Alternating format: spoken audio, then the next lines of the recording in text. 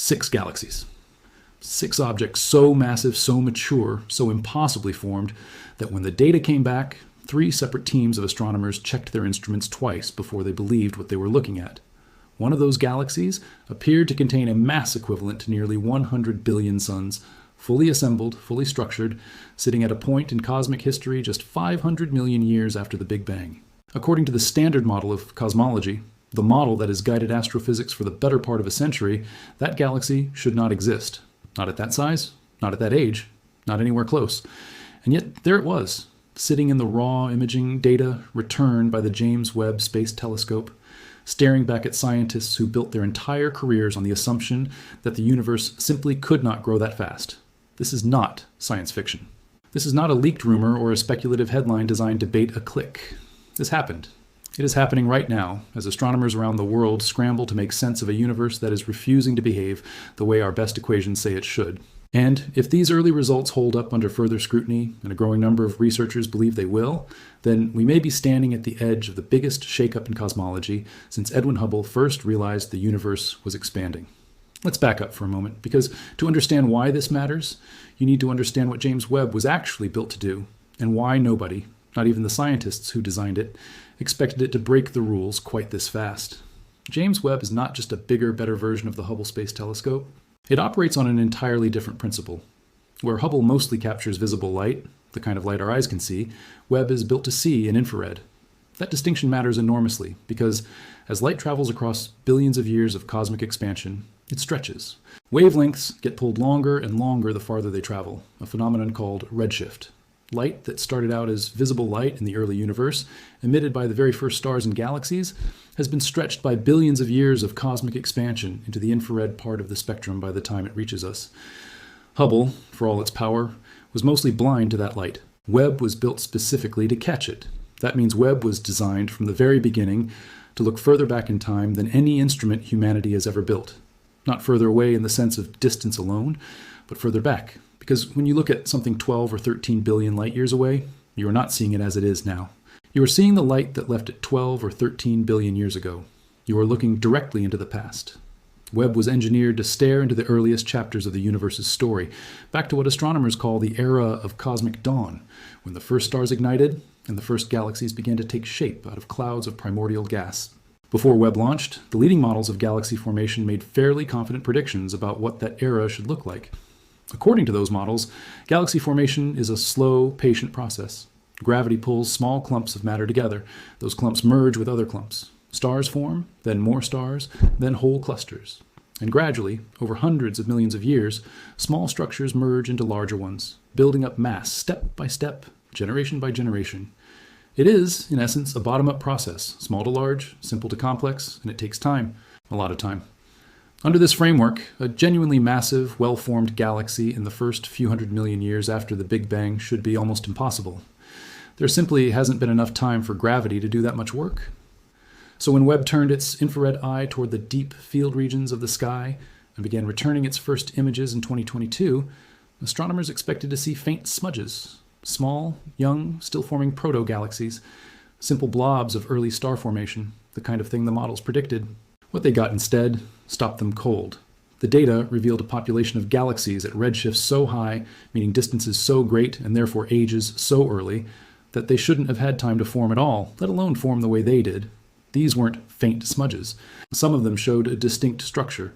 Some of them showed evidence of significant stellar mass, evidence that they weren't just newborn clusters of a few stars, but genuine, substantial galaxies, complete with enough mass and stars to rival galaxies that, under the old models, shouldn't have existed until billions of years later. One of the objects that caused the most immediate uproar was a galaxy candidate that came to be known informally among researchers as a universe breaker, a nickname that started half as a joke and stuck because it captured the mood in observatories and physics departments around the world. This galaxy, observed at a redshift corresponding to roughly the first 300 to 500 million years after the Big Bang, appeared to hold a stellar mass on the order of tens of billions of solar masses. To put that in perspective, some estimates suggested it held roughly as much stellar mass as the Milky Way does today, our own galaxy, a galaxy that took over 10 billion years to build up the mass it currently has. This early object appeared to have done something comparable in a tiny fraction of that time. Multiple analyses of that same field found not just one anomaly, but several, a cluster of massive early galaxy candidates that, taken together, represented a statistically significant problem. It wasn't one weird outlier that could be dismissed as an instrumental glitch or a measurement error. It was a pattern, and patterns are much harder to explain away. Researchers ran the numbers every way they could think of. They double-checked the redshift measurements to make sure these objects really were as far away and therefore as early as they appeared. They cross-checked the mass estimates using different modeling techniques, different assumptions about the ratio of light to mass, different assumptions about dust content, which can throw off brightness measurements and, by extension, mass estimates. Even after accounting for the uncertainties, even after applying the most conservative assumptions available, several of these galaxies remained stubbornly, uncomfortably massive for their age. Some analyses found that, given the standard model of cosmology, you would expect this many massive galaxies to exist at this early era, with a probability of essentially zero. Not unlikely, essentially zero. That is the kind of result that makes a scientist's stomach drop, in the best and worst way at the same time. Now, before going further, it's worth pausing to acknowledge something important, because good science demands it, and because understanding this is actually part of what makes the story more fascinating, not less. Extraordinary claims require extraordinary evidence, and astronomers know this better than almost anyone. Measuring the mass and age of a galaxy that is billions of light years away, using only the light that reaches our telescopes, is an enormously difficult exercise in indirect inference. You are not weighing the galaxy on a scale. You are inferring its properties from the color and brightness of light that has traveled across almost the entire observable universe. Light that has been redshifted, potentially dimmed by dust, and filtered through instruments that, however extraordinary, still have their own uncertainties. So scientists have spent enormous effort trying to find mundane explanations for these bizarre results. Could the redshift measurements be wrong, meaning the galaxies are actually much closer and much younger than they appear? In some individual cases, yes, follow-up spectroscopy has revised initial estimates. A few candidate universe-breaking galaxies from early photometric surveys were later reclassified at lower redshifts. Once more, precise spectroscopic data came in, which is exactly how science is supposed to work. But even after this reclassification process pared down the original list, a meaningful number of genuinely early, genuinely massive galaxy candidates have survived the scrutiny. The population has shrunk in absolute numbers, but it has not disappeared, and the surviving objects remain difficult to explain. Could the mass estimates be inflated by an incorrect assumption about how efficiently these early galaxies converted gas into stars? Possibly, and this is one of the most actively debated resolutions in the field right now. Some researchers have proposed that early galaxies might have been unusually efficient at forming stars, more efficient than galaxies today, blazing through their available gas and building up stellar mass at a pace the standard models simply didn't anticipate. This wouldn't break physics in the sense of violating any fundamental law, but it would mean our understanding of star formation efficiency in the early universe was significantly, embarrassingly wrong. Other researchers have proposed that active black holes at the centers of some of these galaxies might be boosting their apparent brightness, making them look more massive in stars than they actually are, since a rapidly feeding black hole can outshine the starlight around it and confuse mass estimates based on brightness alone. These are legitimate, serious scientific explanations, and responsible researchers are pursuing all of them. But here's the thing that makes this moment genuinely historic rather than just another overhyped headline. Even the most conservative, most careful, most skeptical analyses of this data still find that something is off. The tension hasn't been fully resolved by any of the proposed mundane explanations. Even after accounting for possible errors in redshift, possible boosts from active black holes, and possible revisions to star formation efficiency, a stubborn residual population of galaxies remains that appears to be more massive and more mature than the standard cosmological model predicts they have any right to be. This has led some researchers to entertain a much more dramatic possibility. What if the discrepancy isn't a matter of measurement error or incomplete astrophysical modeling at all? What if it's telling us something deeper about the nature of the early universe itself, something that current physics doesn't yet account for? Several intriguing, if still speculative, ideas have emerged from this tension. One line of thinking involves what's called early dark energy. The idea that dark energy, the mysterious force driving the accelerated expansion of the universe today, might have behaved differently in the earliest epochs of cosmic history, briefly boosting the expansion rate in a way that could have accelerated structure formation and allowed galaxies to assemble mass faster than the standard model assumes. This isn't a fringe idea dreamed up to explain away an inconvenient observation.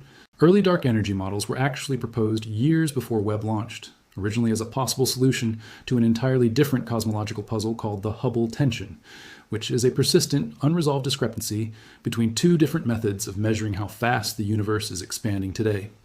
The fact that a theory developed to solve one cosmological problem might also help explain another, completely independent anomaly in early galaxy formation has gotten a lot of researchers very interested very quickly. When two separate puzzles start pointing toward the same potential resolution, that's usually a sign that scientists are onto something real, not just chasing statistical noise. Another proposed explanation involves the nature of dark matter itself. The standard cosmological model assumes a particular flavor of dark matter, often called cold dark matter, which behaves in specific, well-defined ways when it comes to gravitational clumping and structure formation. But there are alternative dark matter models: warm dark matter, fuzzy dark matter, self-interacting dark matter, each of which predicts slightly different behavior for how quickly matter clumps together in the early universe.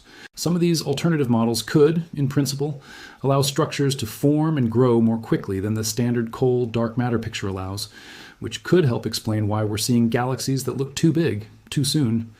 If Webb's observations continue to hold up and continue to strain the standard model, they could become one of the most powerful pieces of evidence yet for reconsidering what dark matter actually is, a question that has stumped physicists for the better part of a century. There's also been serious discussion about primordial black holes, hypothetical black holes that would have formed directly from density fluctuations in the extremely early universe, moments after the Big Bang, rather than forming later from the collapse of dying stars. If primordial black holes existed in sufficient numbers, they could have acted as gravitational seeds, kickstarting structure formation earlier and more efficiently than the standard picture allows, potentially helping explain both the unexpectedly massive early galaxies and the unexpectedly large black holes Webb has also been finding at the centers of early galaxies. Which brings us to the next piece of this story, because the galaxies aren't the only things breaking the rules. Webb has also detected supermassive black holes at the centers of galaxies existing far earlier in cosmic history than standard models predict should be possible. Black holes, according to conventional understanding, grow through a combination of merging with other black holes and steadily accreting surrounding gas and dust, a process that is fundamentally limited in speed by something called the Eddington limit, a theoretical cap on how fast a black hole can absorb matter without the radiation pressure from that infalling material blowing the rest of it away. Given that speed limit, there's only so much a black hole can grow within a few 100 million years, no matter how much raw material is available to it. And yet, Webb has spotted black holes with masses in the range of hundreds of millions to even billions of solar masses, sitting at the centers of galaxies that existed when the universe was less than 1 billion years old, in some cases when the universe was only a few 100 million years old. Under standard growth models, achieving that kind of mass in that little time requires either starting with an unusually large seed black hole, larger than what conventional stellar collapse would typically produce, or growing at a rate that pushes right up against, or even exceeds, the theoretical Eddington limit for a sustained period. Neither option fits comfortably within the existing framework, and both possibilities are now being taken seriously by researchers who, just a few years ago, would have considered them exotic longshots. One particularly startling discovery involved a black hole found at a redshift so high that it existed when the universe was roughly 400 million years old, with a mass estimated to be comparable to that of its entire host galaxy, and ratio wildly out of step with what we observe in the nearby present-day universe, where black holes typically make up only a small fraction of their host galaxy's total mass. This particular find has been described by researchers as one of the most puzzling objects Webb has yet uncovered, because it suggests that in the earliest era of cosmic history, black holes might have formed and grown in a completely different way than they do today, perhaps forming directly from the collapse of enormous primordial gas clouds rather than from the death of massive stars, skipping several intermediate steps that standard black hole formation theory assumes are necessary. Taken individually, any one of these anomalies, the overly massive early galaxies, the overly massive early black holes, might be explained away as an unusual outlier, a statistical fluke, or a modeling error. But taken together as a pattern that keeps repeating across multiple independent observations, multiple survey fields, and multiple research teams working with different instruments and different analysis techniques, they start to paint a picture that is very hard to ignore. The early universe appears to have been substantially more active, more efficient at building large structures than the standard cosmological model predicted. It's worth emphasizing what is and isn't actually being claimed here, because physics is broken, makes for a dramatic headline, but the more precise and honestly more interesting framing is that our current best model of cosmology, the one that has successfully explained an enormous range of observations for decades, is being stress tested by data it was never designed to accommodate, and in several key respects, it appears to be failing that test. That doesn't mean gravity stopped working, or that the fundamental laws of physics as taught in any classroom are suddenly invalid.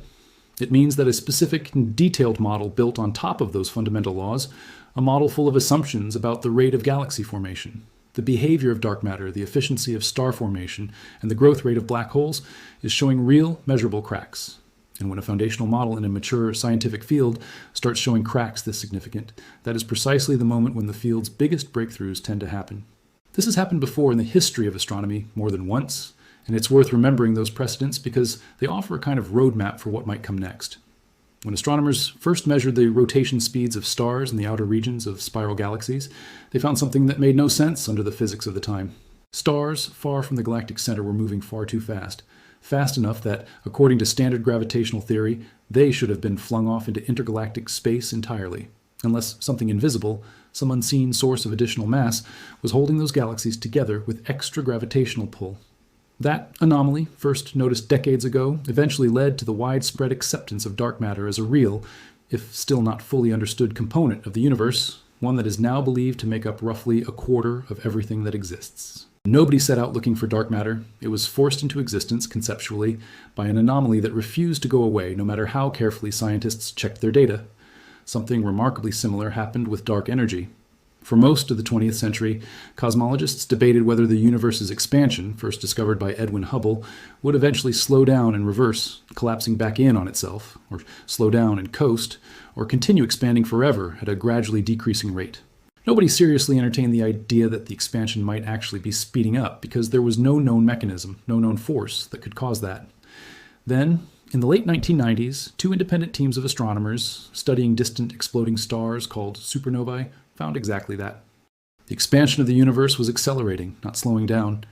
It was such an unexpected result that both research teams reportedly spent months trying to find the error in their own data before they were willing to accept what they were seeing.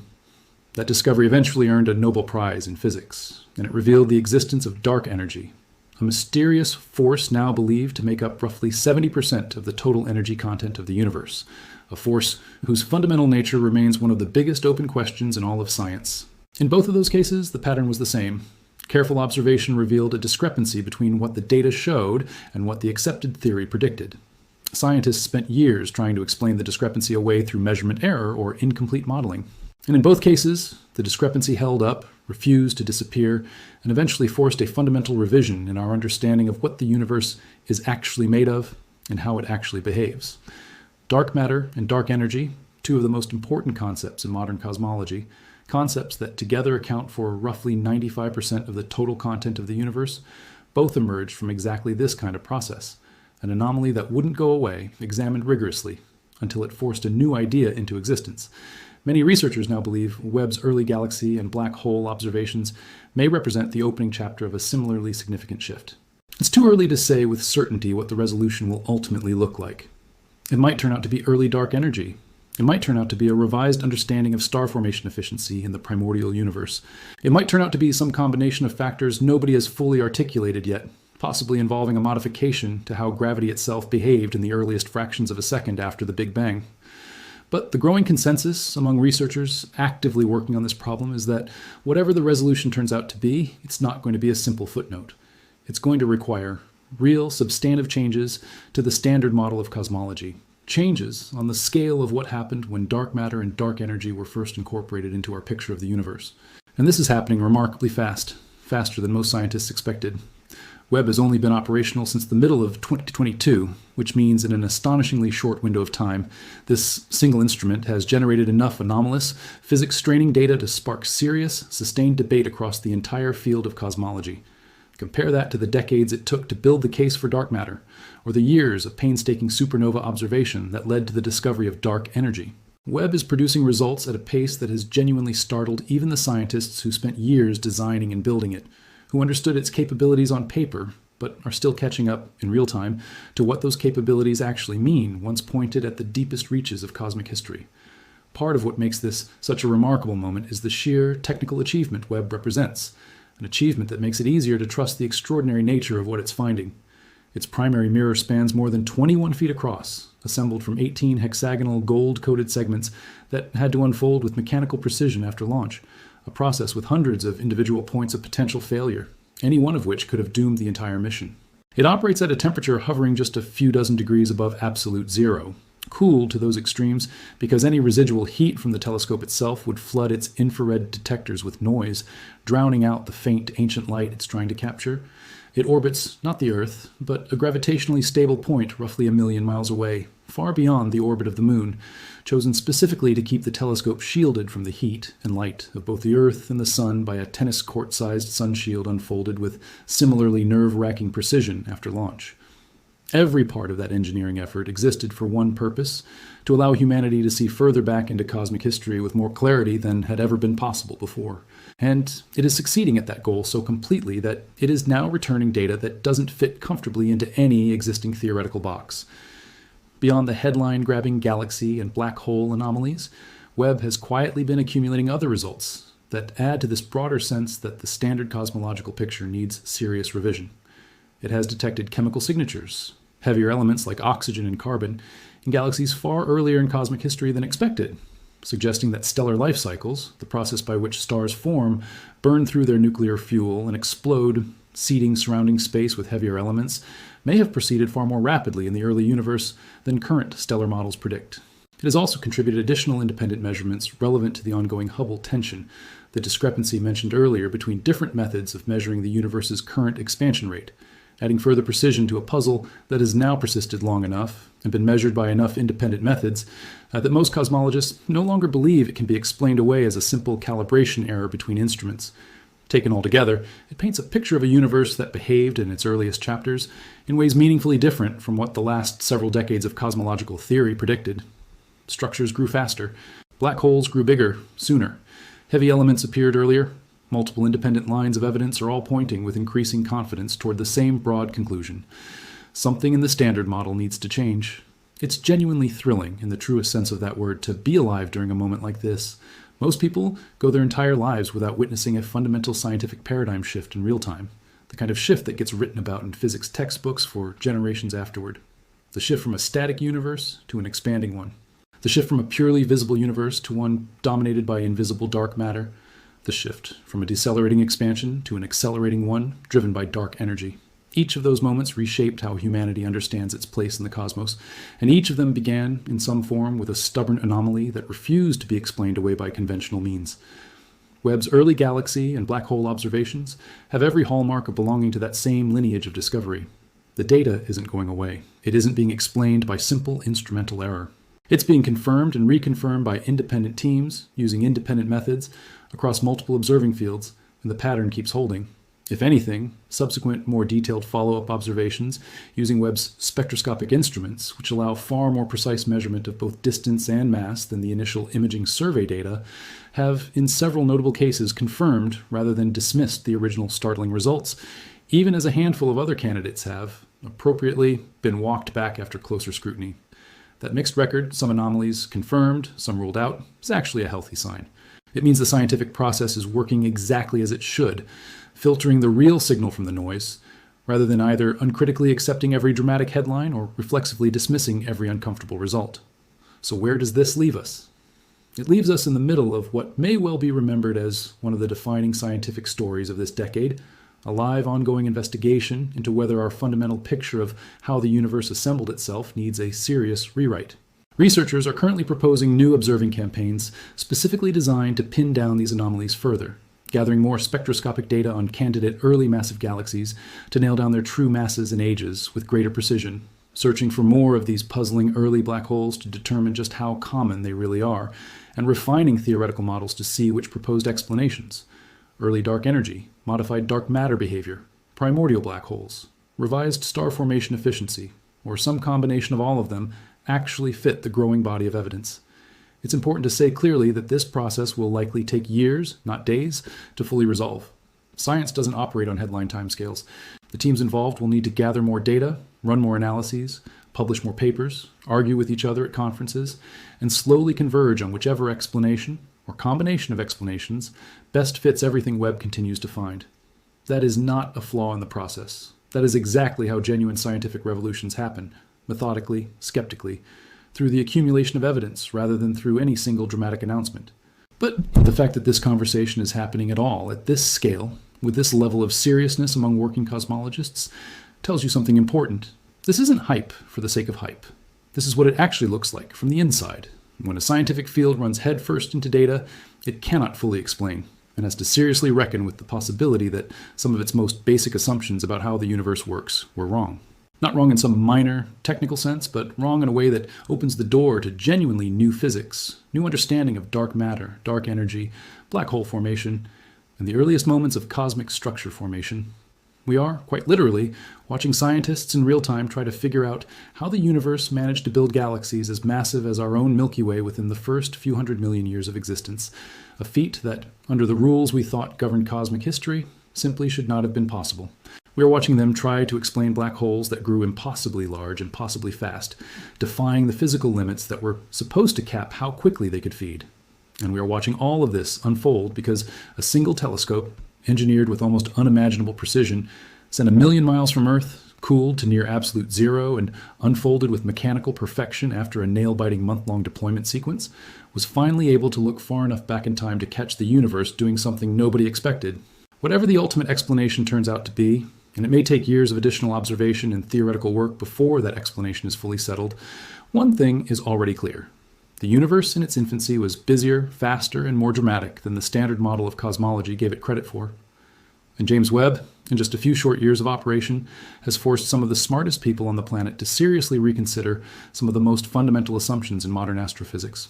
That is what it means to shatter physics. Not in the sense of breaking any fundamental law that governs how the universe operates, because those laws remain as solid and as tested as ever, but in the sense of breaking our confidence in the specific model we had built to describe how the universe used its own laws to construct itself.